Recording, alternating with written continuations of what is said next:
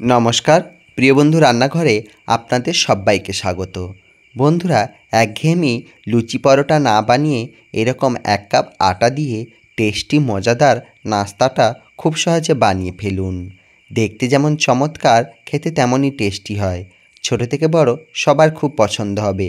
একবার বানিয়ে দিলে বারবার বানানোর রিকোয়েস্ট করবে। এরকম নানপুরির মতো নরম তুলতুলে এই নাস্তাটা পুরে ঠাসা হবে, দেখুন ঠিক এইভাবে। আর বানানোর পদ্ধতি খুবই সহজ। তার জন্য এখানে প্রথমে আমি নিয়ে নিয়েছি আটা। এখানে আমি 250 গ্রাম আটা ব্যবহার করেছি। আপনারা পরিবারের সদস্য অনুযায়ী বাড়িয়ে কমিয়ে নেবেন। এবার দিয়ে দিলাম স্বাদমতো লবণ, 1 চামচ চিনি এবং হাফ চামচ কালো জিরে। এটা অপশনাল, কালো জিরেটা না চাইলেও দিতে পারেন। এবার দিয়ে দিলাম 2 চামচ সাদা তেল।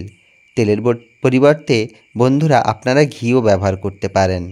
এবার শুকনো উপকরণগুলো খুব ভালো করে মিশিয়ে নেব আর অল্প একটু ময়াম দিয়ে নেব। বন্ধুরা, ময়দার তুলনায় আটায় কিন্তু ময়ামটা খুব তাড়াতাড়ি হয়ে যায়।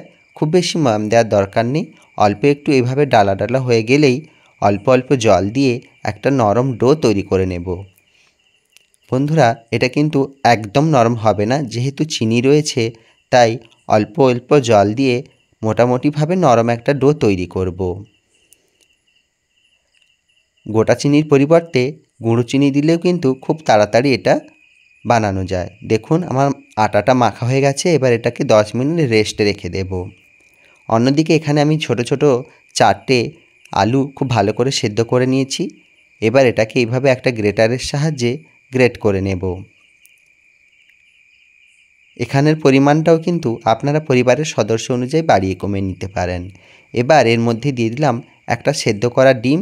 এরকমভাবেই গ্রেট করে নিয়েছি। এবার কড়াইতে দিয়ে দিলাম 2 চামচ সর্ষের তেল। তেলটা খুব ভালো করে গরম হয়ে গেছে। এবার এর মধ্যে দিয়ে দিলাম অল্প পেঁয়াজের কুচি, অল্প রসুনের কুচি ও অল্প কাঁচা লঙ্কার কুচি। তবে ছোটদের জন্য বানালে লঙ্কা কুচিটা বাদ দিয়ে দেবেন। এবার এটাকে একটু ভেজে নিয়েছি। এবার দিয়ে দিলাম অল্প একটু কারি পাতা। কারি পাতাটা দিলে কিন্তু এই পুরটার সেন্টটা খুব সুন্দর আসে। এবার গ্রেট করে রাখা আলু এবং ডিমটা এর মধ্যে আমি দিয়ে দিলাম।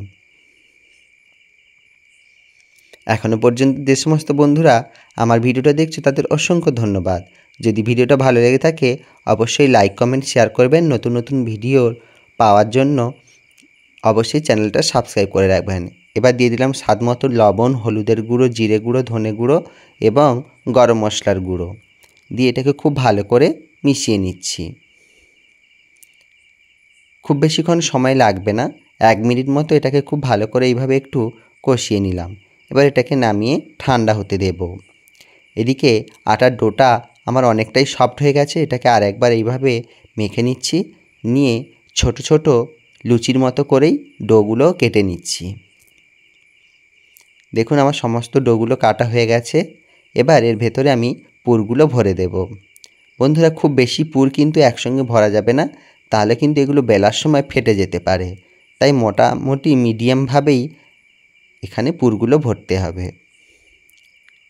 পুরগুলো দিয়ে হাত দিয়ে এইভাবে সমান করে দিলাম এবং সব দিক থেকে এরমভাবে টেনে একটু বড় করে নিয়ে পুরটা আমি ভরে দিলাম। বন্ধুরা, এই পুরটা ভরার সময় কিন্তু দেখতে হবে লেচিটা যেন একদম মাঝামাঝিতেই পুরটা থাকে, কোনোভাবেই যেন এক সাইডের দিকে না চলে যায়, তাহলে কিন্তু বেলার সময় এটা অবশ্যই ফেটে যাবে আর পুরটা সমানভাবে চারিদিকে ছড়িয়ে যাবে না। এইভাবে আমি পরপর করে সমস্ত ডোগুলোর ভেতরে পুরগুলো ভরে নিচ্ছি।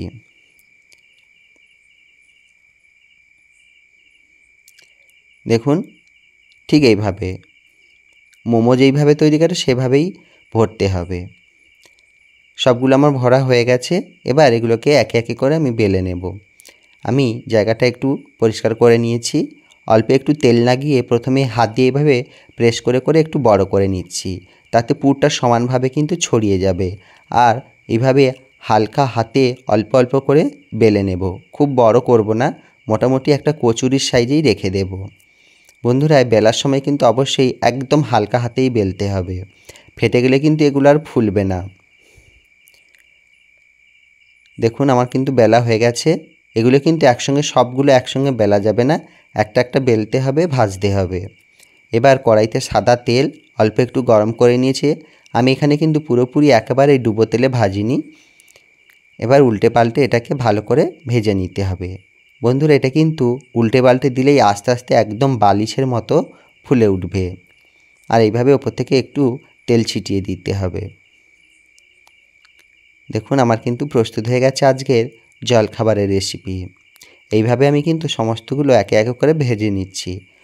বাড়িতে কোনো নতুন অতিথি এলে নতুন কিছু করে খাওয়াতে চাইলেই এটা বানাতে পারেন।